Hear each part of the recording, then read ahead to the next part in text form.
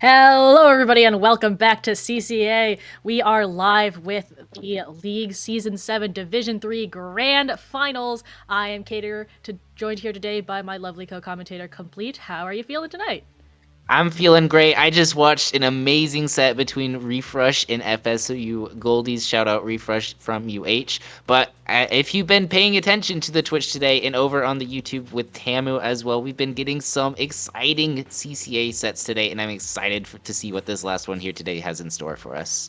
For sure. We've had a lot of our final sets today. This is not the last one of all of them. We have one more tomorrow evening on Monday as well. So this is not going to be the last of the CCA action. Tomorrow will be. But today we are looking at Div 3 finals. If we could take a look at our teams here, we are going to be seeing Low Battery from the Savannah College of Art and Design versus Husky Splatsville Knights Gold from the University of Washington here. I am familiar with some of the members on Low Battery, specifically Hudsonic, Xylophonia. I've seen some of them around.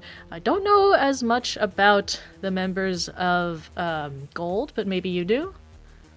Yeah, they've definitely got some interesting comps cooking over there. Like you can see the flings, the brush they're gonna bring some shenanigans, of course. But really, if you want to keep your eyes on Brave Sauce, the Wiper, or might play some Glugas potentially, hopefully. Ooh. But if you keep an eye on that aggression from Sauce, that'll really bring the comp together and really kind of show how Gold kind of has a very aggressive comp that we'll get to see.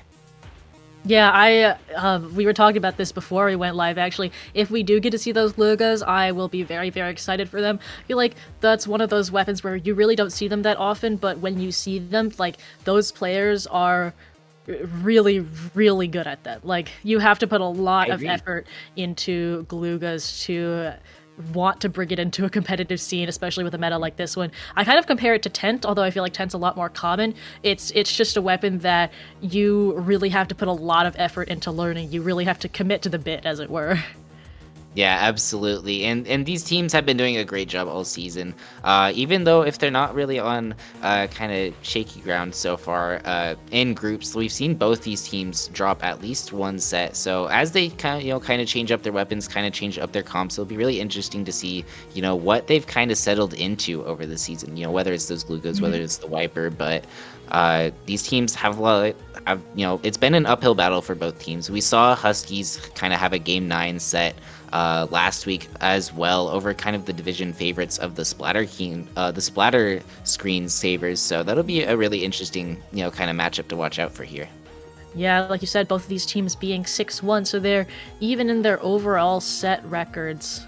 It looks like Low Battery does have their fair share of 4-0s that they had back in groups in playoffs, having a 5-2 against the White Marlins and a 5-0 against Drexel Gold Splatoon. So that being their last match, they probably feel pretty good coming off of that, carrying that momentum into their final match here. Absolutely. So, as we kind of wait for these teams to get settled in, it's been a crazy day. So, just be ready to see, anything here, especially on this first map, Zones Mahi. It can Oh. definitely really, really set the pace for how the rest of the set is going to go when we get a map that is just very even in terms of, what kind of comps you can bring out here. Very even indeed. And you don't really get the full experience of the map until you reach that, I believe it's 61 checkpoint, after which the water starts dropping. You actually get a lot more area to work around with. Before then, it's really kind of just a funnel directly into that middle zone. But we'll see how these teams deal with that as we hop into our first match of the set here. Ooh, I see a Z and F scope, I believe, coming out there, and a leader from Xylo on the side of SCAD there. So we do see the flanks are coming out as well. From the Husky Splatsville Knights Gold. Very excited to see how this beginning of the match turns out. Yeah, absolutely. We're going to get into a battle of the Chargers here as one goes down early from Washington. That Tetra's going down very early, as well as the bucket now from Scad over as well as his brush moves in, looking for a flank here onto it, Ooh. almost finding the Charger, not quite getting it, but Splatscad is very set up here for a pretty good opening right now. Yeah, Xylo backing up, trying to get a shot out. Does get that onto his cop here.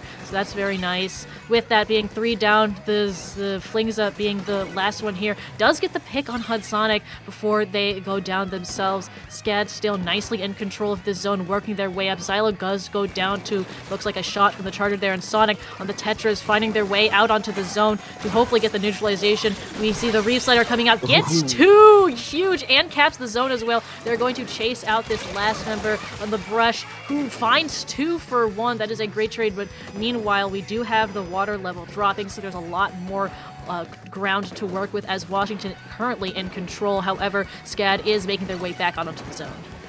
Yeah, absolutely. And it may be a battle of the Chargers where you might expect it to be a bit of a slower pace, but we're seeing members from both sides just try and run it and find anything we can here. We're going to see the missiles come out here. Washington is forced back, and they're all kind of grouped up in this corner with the exception of that bucket in the top left here. But unfortunately, with those strikes coming out, it seems like the Tetras are going to be able to move in and get a nice pick onto the leader. Another goes down here, and Washington is set up to continue their hold. Sonic getting another pick, and that is a wipeout in favor of Washington here. Oh yeah, that wipeout really going to help in working through these penalty points so that they can hopefully flip this lead. They are set up really nicely here. Sonic back on the back of the zone right there. But we do see Scad with the Kraken here going to go in and try and get the pick here, going for 1. I think they're going to... Oh, Kraken runs out just a little bit, but they're able to camp the jump with their Brush, running directly into the wall and unfortunately going down before they can get that jump. Meanwhile, the Wavebreaker goes out onto the zone from Xylo there. 1 of 2 who is left off. We have Washington pulling out the strikes here, getting 1 with them, and almost a second, though unfortunately not able to get the bomb out exactly. Vinestaff able to activate for Aura here, goes down right before getting those missiles off.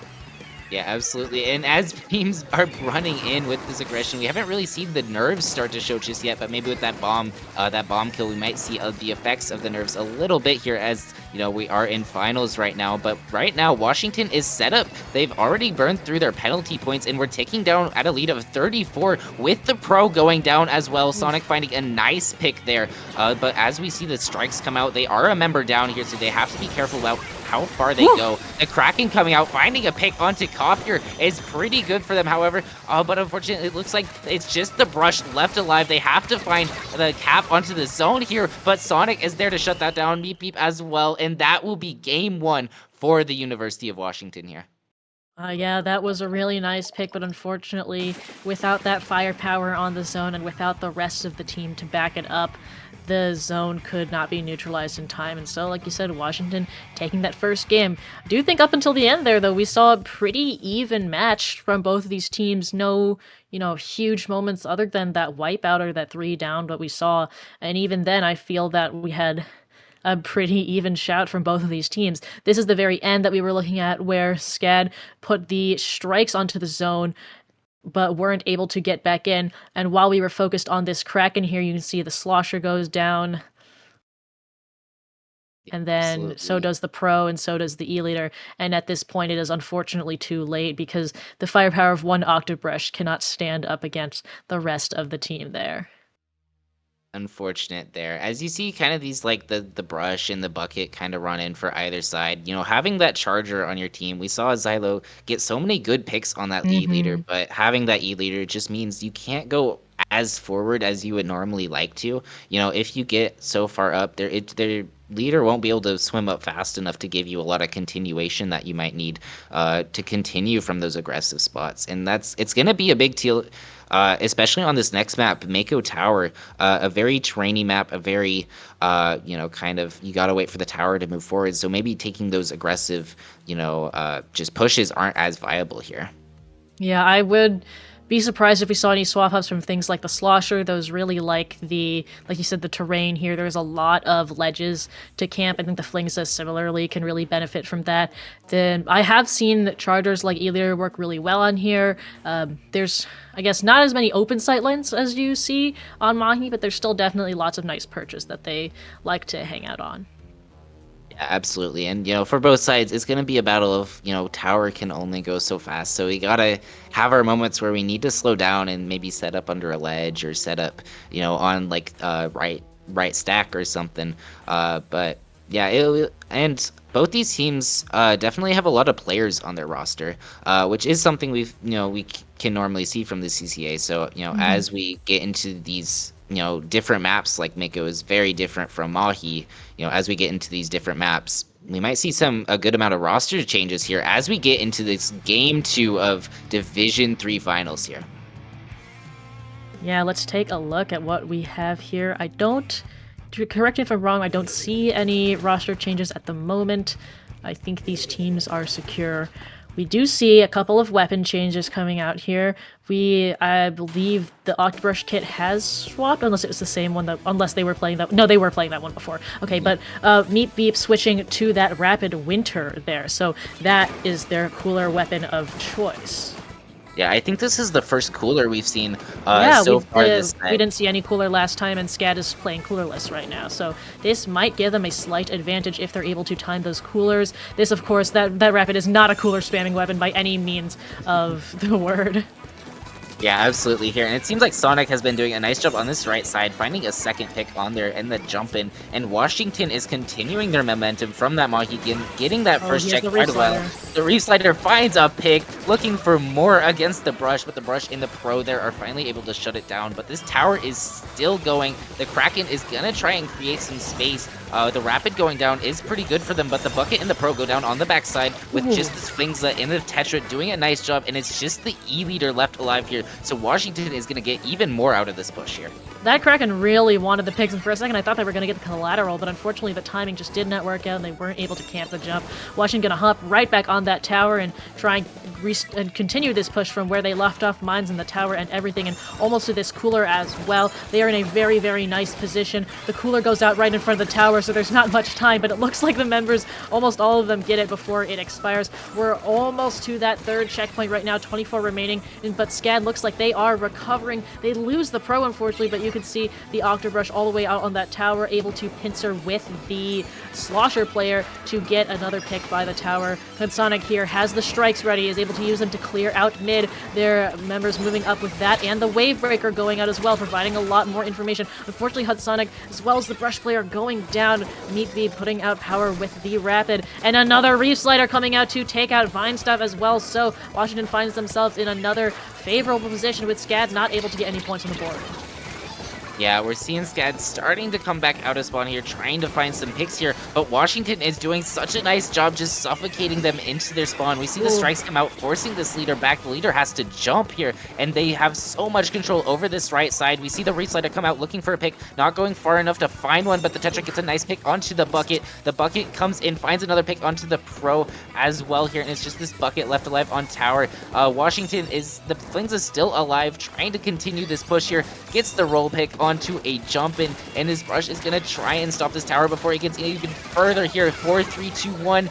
Oh, not quite getting the knockout, but what a push here from Washington. Sonic's still there at the very end, but does get cleaned up.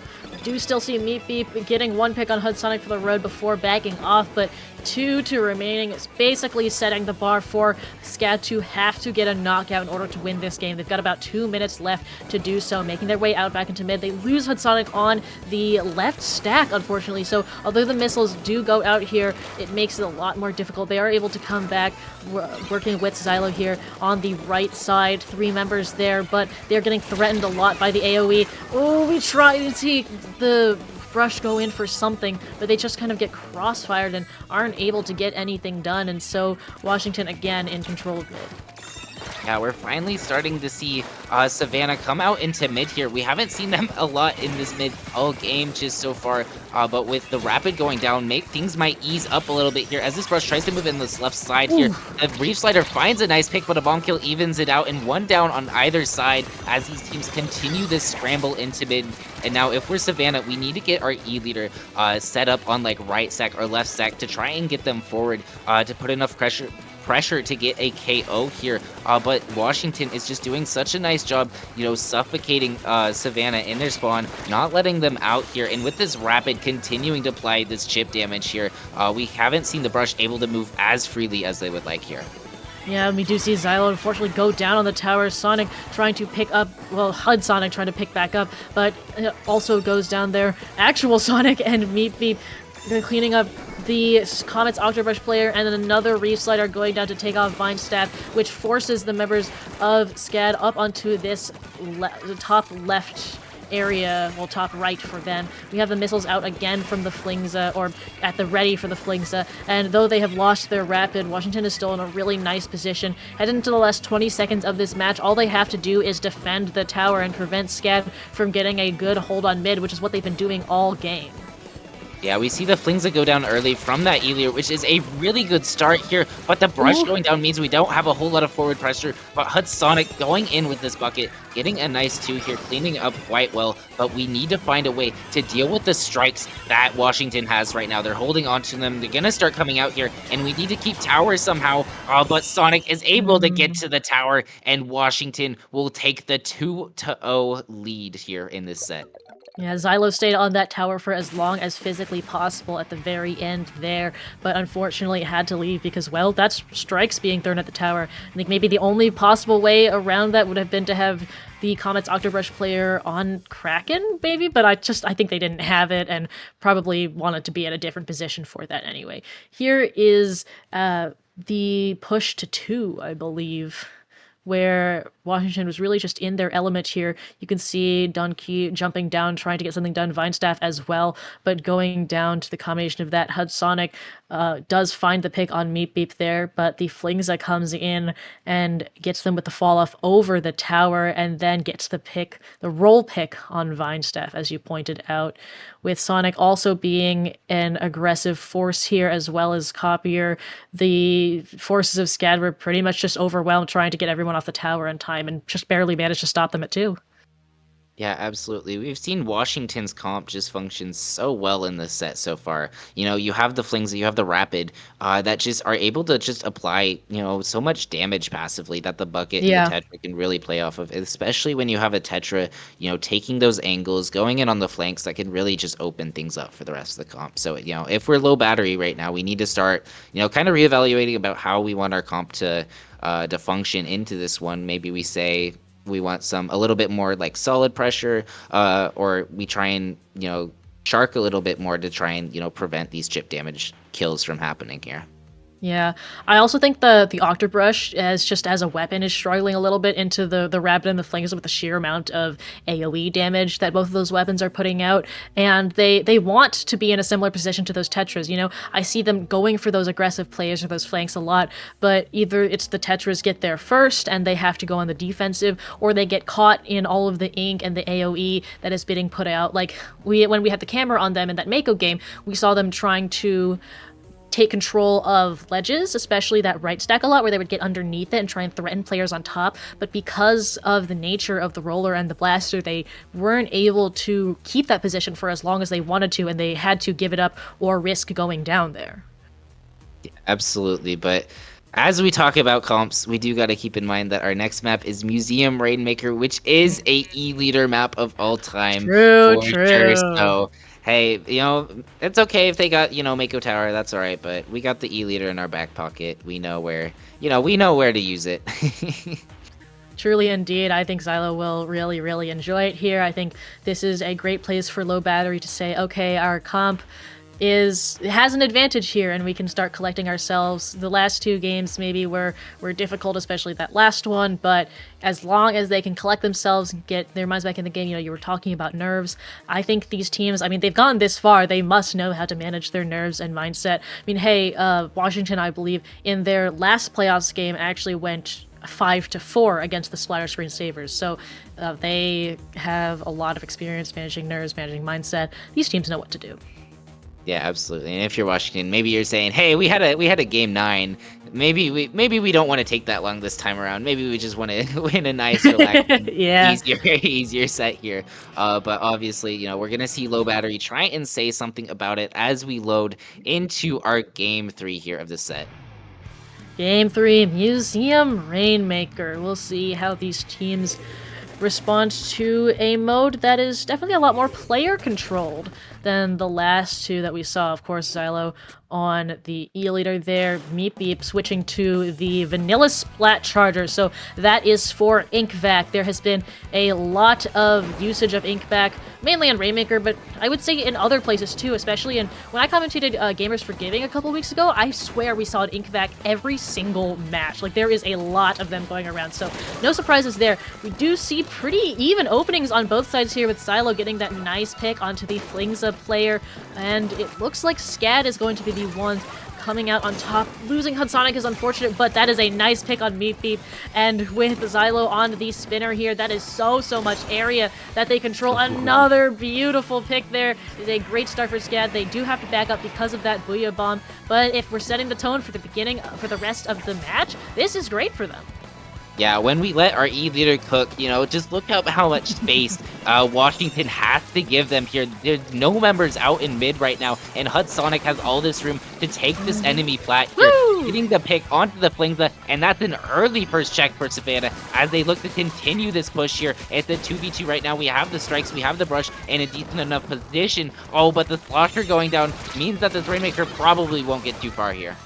45, not bad for one brush going into everybody else. Vinestaff trying to do something sneaky, trying to back up the team, going down, but Copier going down for that, and Xylo just working on the ground here, trying to get the pick on the Flingza player. Unfortunately, gets jumped on by, it actually looks like not jumped on, but a pick from Meep on the Splatterscope here. So both of these Chargers really putting in a lot of work here. But you can see Donkey trying to get something in on the side there. Does get called out, goes down. It is Washington's turn with the Rainmaker. Oh, the Vac goes out, but just a hair too late. And so the Rainmaker is stuck on this ending spire here of the spinner. The strikes went out too, but again, just a little bit too late. And now the opportunity has passed. That Rainmaker is no longer in the perfect position. Yeah, but keep an eye on this Octobrush here, sharking in by this Rainmaker check, trying to get a pick here, finds the Rainmaker before they dive on the check, but unfortunately this jump in is going to go down for a 2-down situation for Scad right now. It's just the E-Leader left alive as Sans is going to try and dunk this Rainmaker into this check here, and KJ up in that Flingza is doing a nice job holding the front lines here and allowing Washington to get this check in and get set up on this flat here.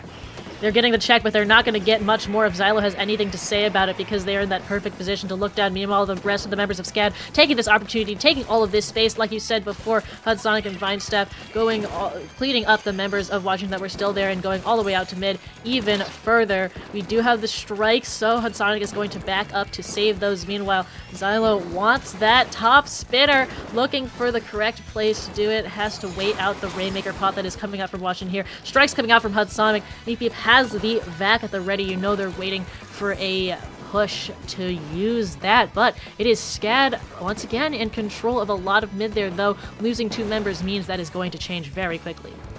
Yeah, absolutely. Xylo is forced to back up here, but it seems like we might have a left drop here. Finding a pick onto the bucket, and the Charger goes down to the leader here. Xylo winning another 1v1 against that Charger right now, but we're going to see Sans in this bucket try and hold mid here, try and use the space with the Booyah here, but it seems like the bucket's going down on that left side here. We're going to see Sans try and force to back up or die. They get the trade here, and it's just the Flingza left alive as Hudsonic is marching into their base here with the Octobrush in tow. Oh, they get a nice double on the defense here, and that's going to prevent them from getting a whole lot of points, but the lead is going to be pushed down all the way to 35 here. Not bad, especially as I thought Xylo was going to go down to that first slosh that Copier aimed their way and not the second. Donkey running up, trying to get something, a couple more points on the board. Fortunately, not getting it there. We also see Hudsonic going down on the top there, leaving the Flingza able to target Xylo, who takes the challenge and gets the shot, still in that flow aura that we saw when they were carrying the Rainmaker before. Incredible work from them here. And the Rainmaker does reset. Looks like the members that were trying to run it down not quite able to get there in time. Xylo, though, leaving some ink on the barrier, does back up so their members can jump to them. Yeah, absolutely. Washington has a little bit of breathing room, but it feels like they will never have enough breathing room until this E-Leader goes down here. They've been doing such a nice job outputting so much pressure into this mid here. And look, Washington is all the way in that back right, despite being 3 down just a second ago. SCAD has all this space on this left side just to work off of and paint and get their specials here. We're going to see this Kraken come out fairly soon. That's going to be important to keep an eye on as this as Washington tries to push onto this flat here, as Kraken is so good at just shutting down the Rainmaker here. But with all these specials coming out from Washington, Yeah. it's do or die right now here.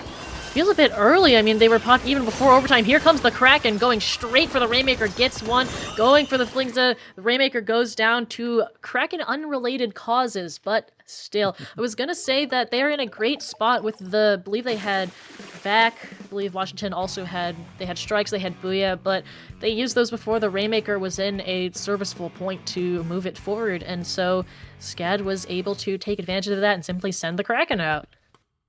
Yeah, I'm gonna need to see Xylo's KD after that one because Oh, what a yeah. performance on that E lead here, just really opening things up for the rest of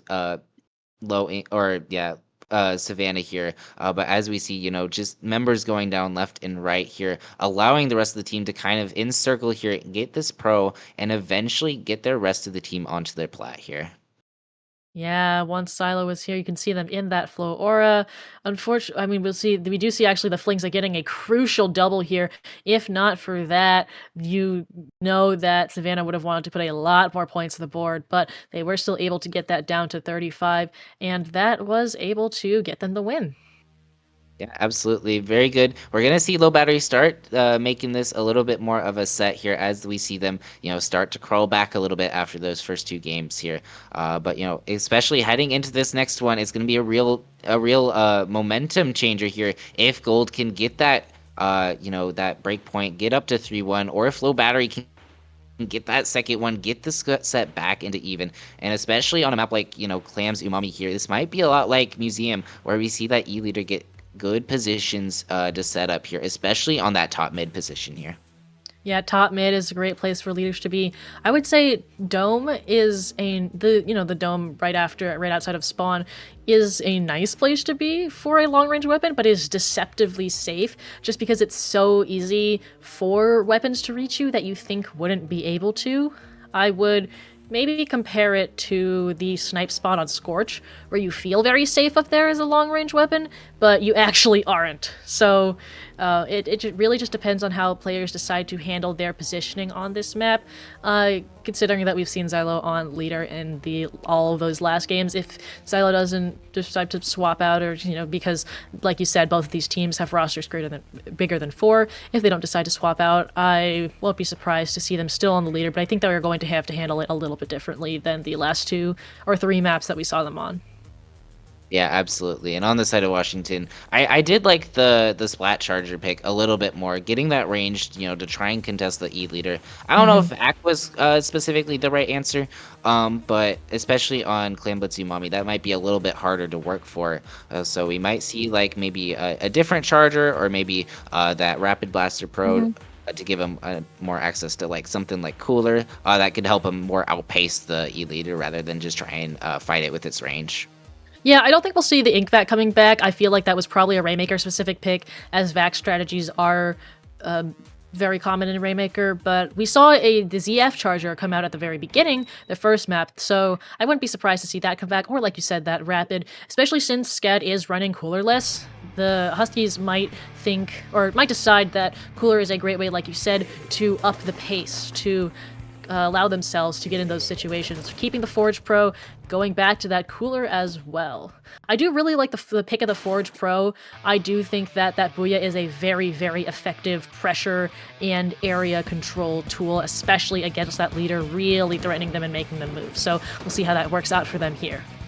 Yeah, absolutely. And they're going to be able to keep these. Oh, with the brush coming in and that pro on the left side here means that it's an early 2 down. Oh, but it looks like the Tetra was still living on that left side, and they find a trade with the bucket. Oh, but look at Xylo up here on this top mid position, yet again, controlling so much space for the team. We're going to see the brush start running and finding a pick onto that bucket on the dome, freeing up the position. And now we see the ball scored in, and all the members are going to start jumping in and scoring their clams. The bucket has 4 more clams, but they're not in just yet as the other 3 members go down. And while they get the early score, Washington is able to bounce back pretty quickly right now.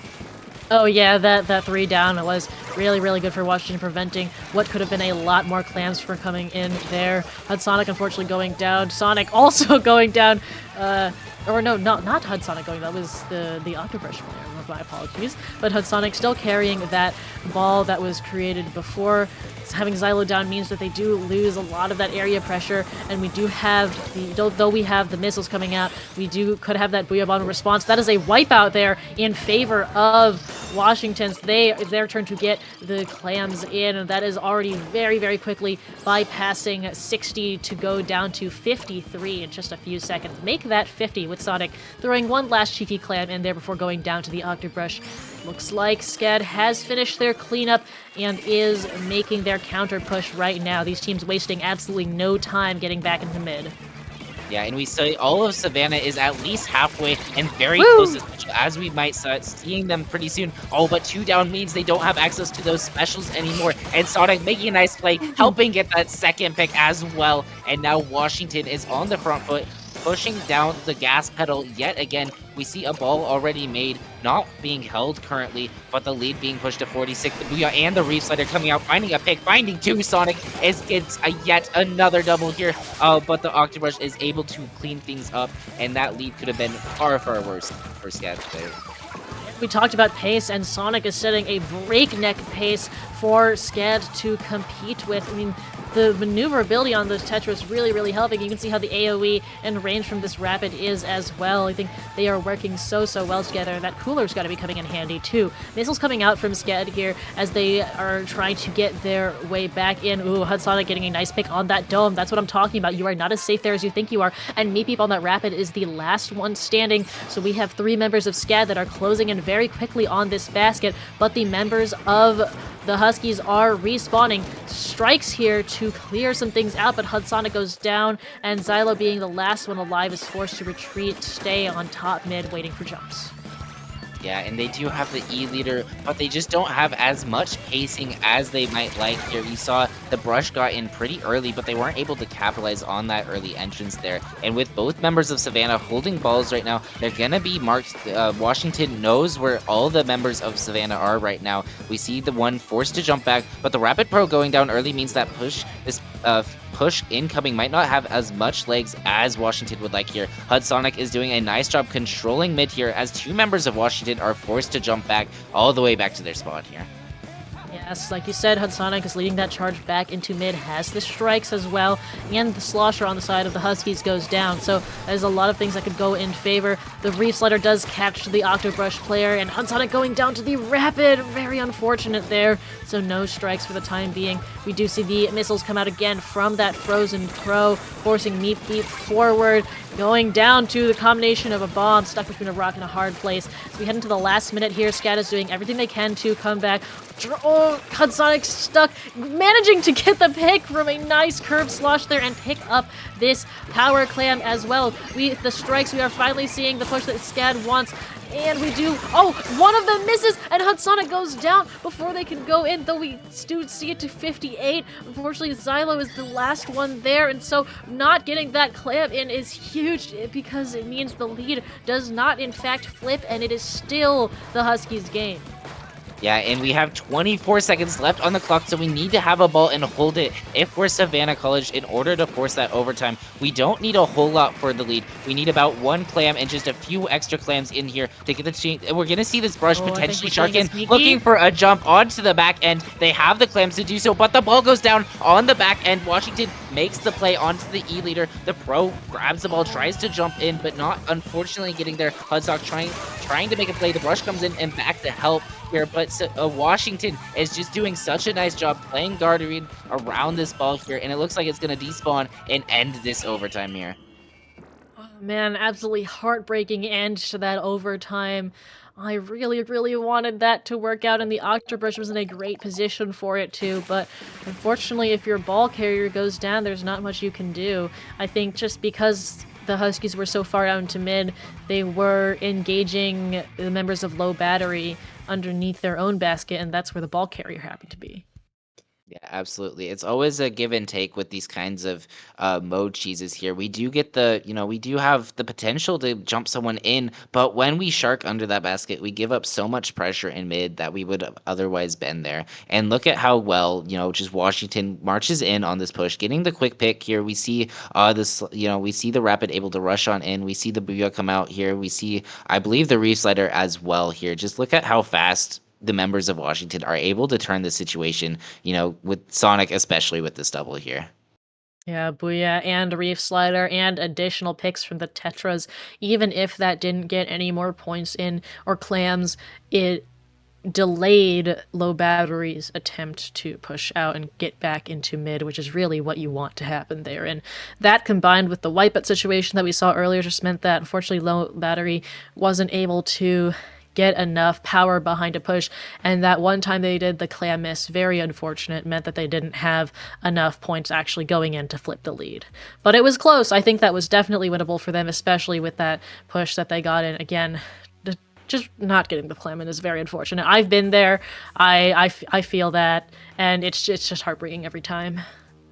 Yeah, absolutely. And although the Huskies are up 3-1, this is not a, far out of reach set for low battery at all. This is No. still best of 9. Husky still needs to win 2 more games here before, they're able to call themselves champions here, but we got to see low battery start, especially on this next one, to try and find momentum to keep themselves in it here. We see Barnacle, obviously, definitely a good Oh. or a decent map, at least for leader here. So maybe we see a little bit of, a little bit more Xylo coming in here. Oh yeah, this is great sightlines here. Just wide open map for the zone. I do wonder whether we're gonna say Meat Beep stick to that rapid pro. It seems to have been working out very well for them.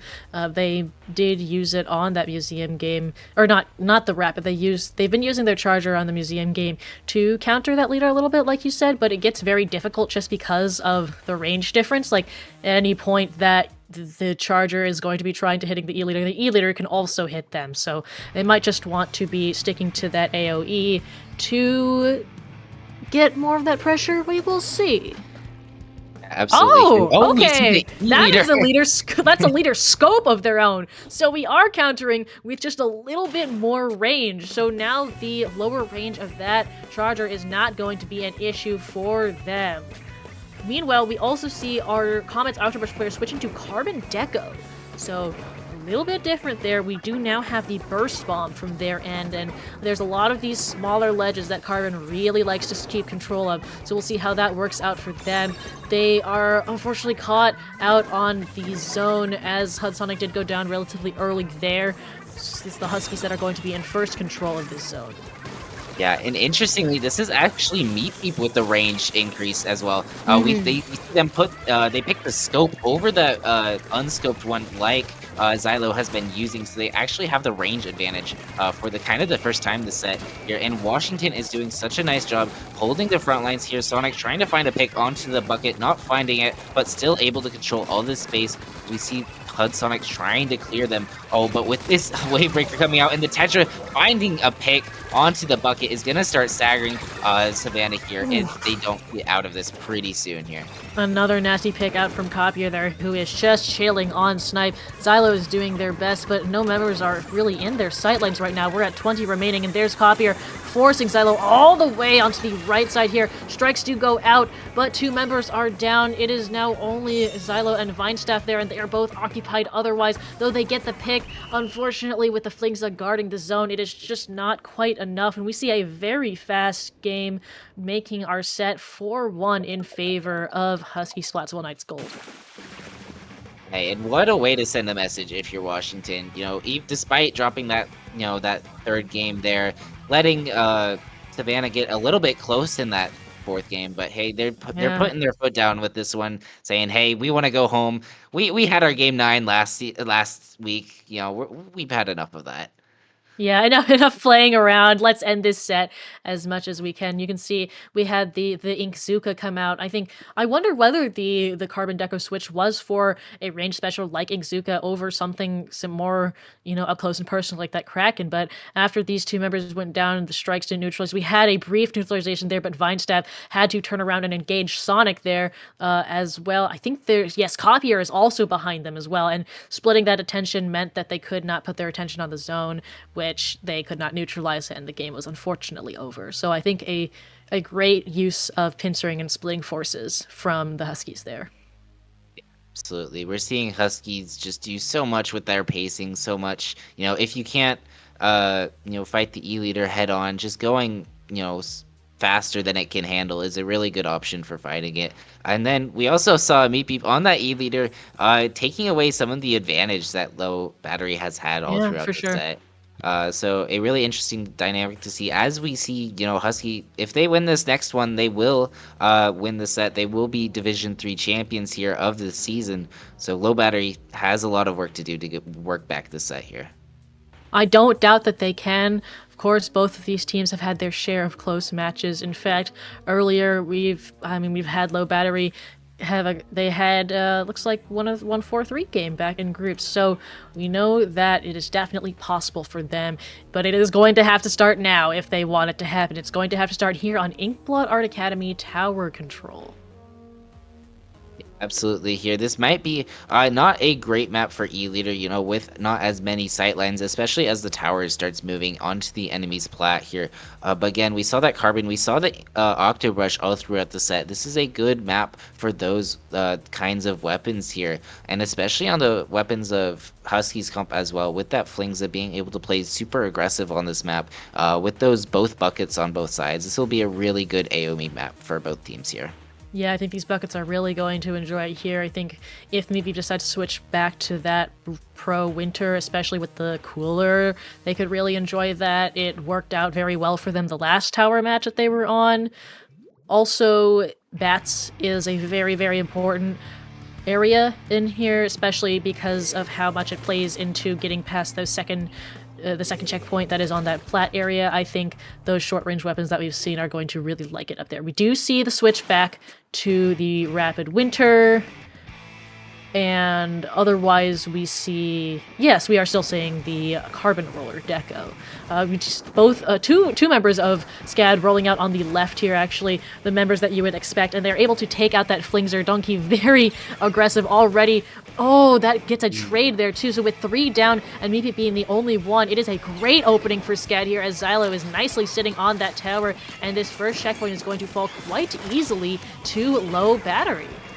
Yeah, Scad saying here, we aren't done just quite yet. We're going to make this a bit of a set here as we see these strikes try and come out, try and contest bats as we see Scad with this early opening. However, the Carbon going down, it is an advantage right now for Washington with one member up here as this tower is going to fall. But this tower has pushed all the way to 48 here, getting down those first checks as we see Meatbeep trying to clean up here, getting that nice direct onto the jump in Carbon here. And we're going to see Washington start to paint up, start to get their specials here, and get set up for a push on this left side here. Breaking that first checkpoint on the first push is a great start in getting most of the way through the second as well.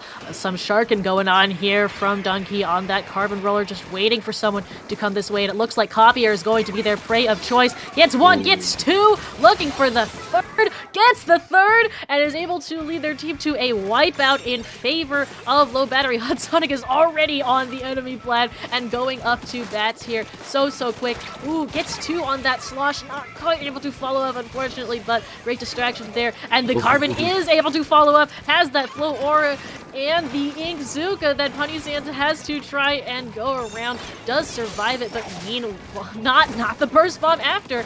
And this Carbon Roller is on a roll. Unfortunately going down to Meatbeep there, but Xylo is still sitting nicely on that tower, putting out the Wave Breaker for some good information, and that broke them through the checkpoint all the way to 33. I mean, this is pretty much the opposite of what we saw in our last tower game. SCAD is very consistently on the aggressive here and not allowing the Huskies to get many points on the board. Yeah, absolutely. And if you're SCAD, this is exactly what you want from this Carbon Roller. You see them coming out, popping out behind corners, getting those sharks, and putting on so many kills right now as the leader follows up with yet another kill here. So if we're SCAD right now, we don't need to be too aggressive. We just need to push this tower one by one here as we see Donkey get yet another pick with this Carbon Roller here. And 3 specials for SCAD means they're going to push their advantage right now here. Oh, trying to get the Zuga out, but not quite. I think they got caught in the wrong place at the wrong time with those ink strikes on the entrance to bats. Meatbeep gonna take that tower, make sure it's going in the direction that they want it to. Though the Wave Breaker goes out, it is taken down. Copier, not in a great position, gets pincered by a couple of members of SCAD there as as that tower goes back to mid. It is still a lot of blue that is here, but the Carbon Roller does go down, and the cooler comes out for Huskies. They are definitely going to use this to up the pace and get back control of mid as best they can with the Booyah Bomb to seal that deal. Yeah, absolutely. And if you're watching right now, this situation is not unwinnable at all. We just need to keep an eye on our corners, keep an eye on our sharkers. But Donkey gets another double here, looking for a third onto this left side here, not finding it just yet. But that is exactly what you want from Scad right now. Just playing patient, waiting for Washington to make the first move, and then being able to punish them for any overextension they might make. The rapid going down here is pretty bad for them as well. They don't have a whole lot of weapons to control the sight lines that the E leader is controlling. So we're gonna see another kill with the bomb, unfortunately going down there, and Scad is doing such a good job controlling mid right now.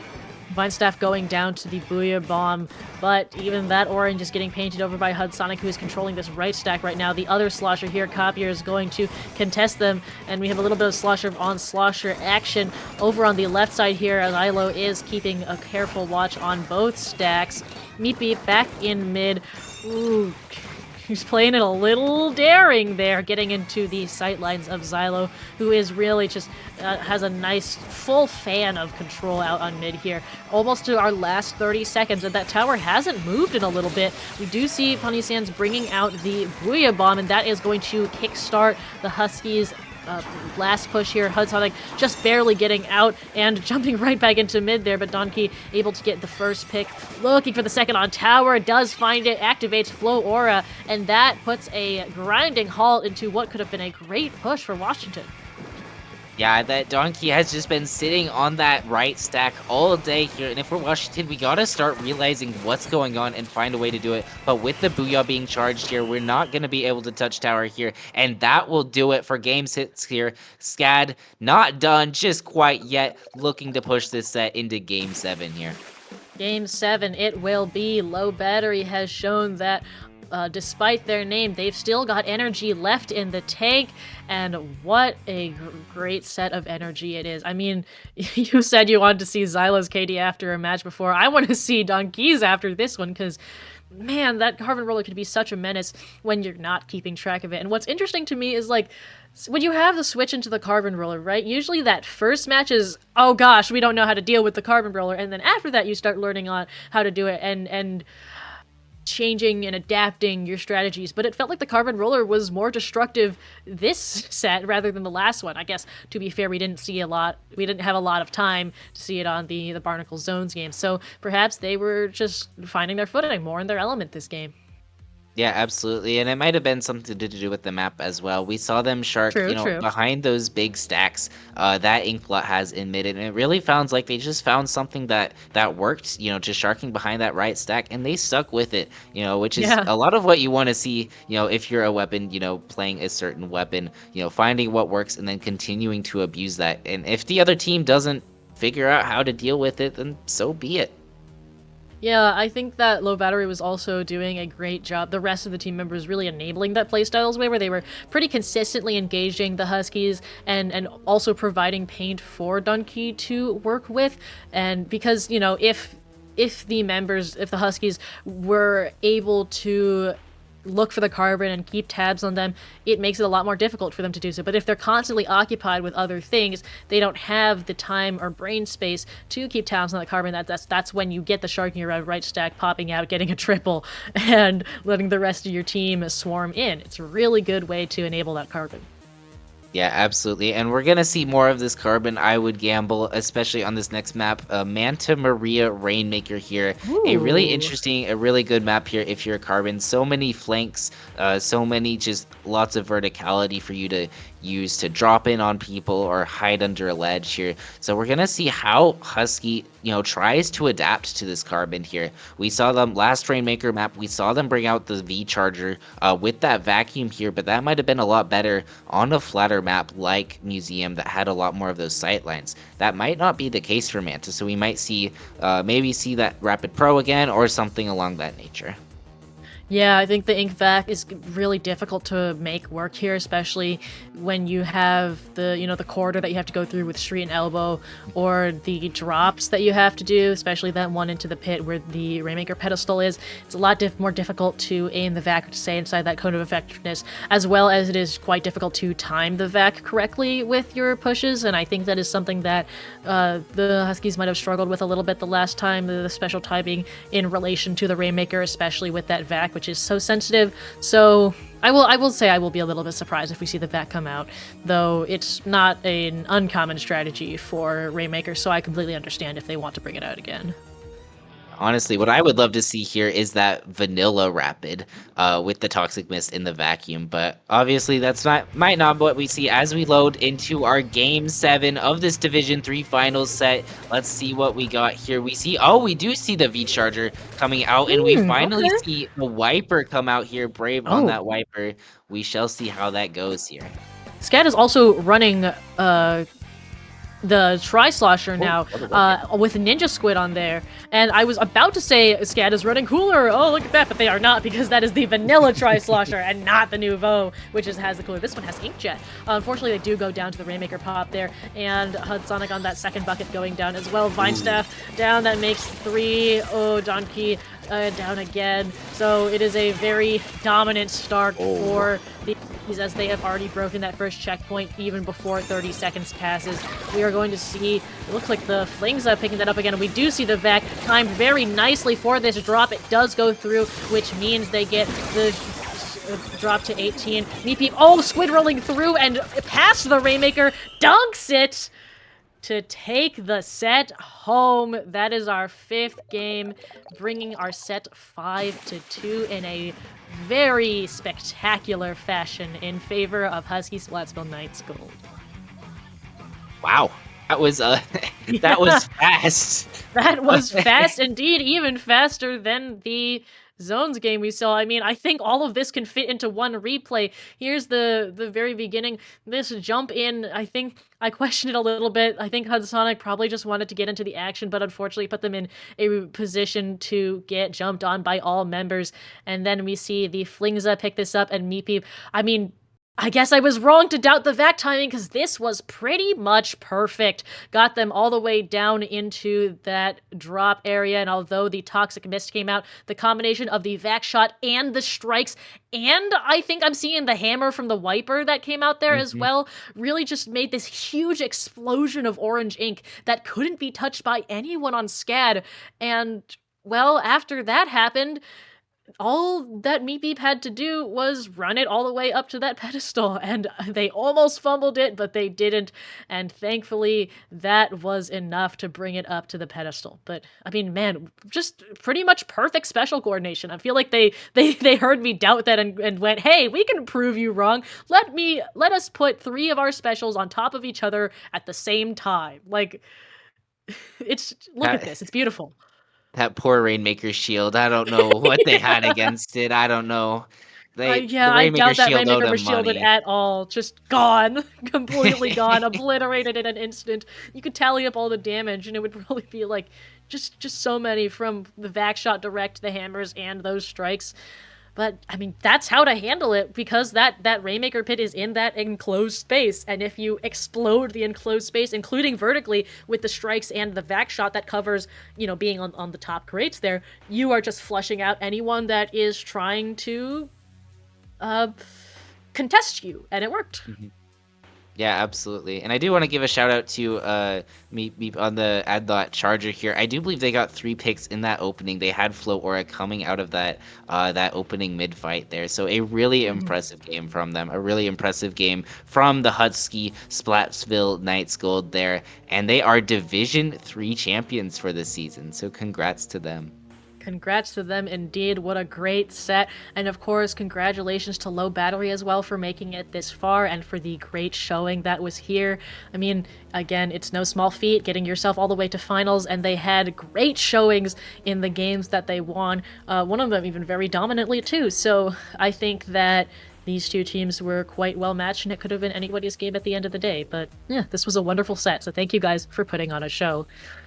With that will do it for us tonight. Specifically, we do have our credits at the end, of course, that is going to show after this so that you guys can see all of the wonderful people that made this possible. Want to shout out our streamer Neptune as well for really just sitting in the production chair this whole night and getting all of these.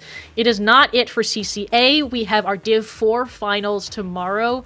I believe 7:45 p.m. Eastern with Sib and Inker on the mic, so that is a duo that you will not want to miss. But before we wrap up tonight, Compleat, where can the wonderful people in the audience find you on the internet? You can find me at complete.bsky.social, and I also do some other work with the Splatoon at UH.org over at the University of Houston, so you can find us there. Lovely. You can find me on Blue Sky, Chaedr.Inkling.social, and I do a lot of work with Splatoon at Purdue. So if you want, I will be around there as we believe we have our in-house stream that will be coming up next weekend. So if you want to see some silly minigames and some 2-player 1-controller action, you can stop by our Twitch channel. But with that, thank you all to coming out and watching tonight. This stream would not happen without you. We appreciate your support. We are going to roll the credits, so stick around for those. Until next time, stay fresh.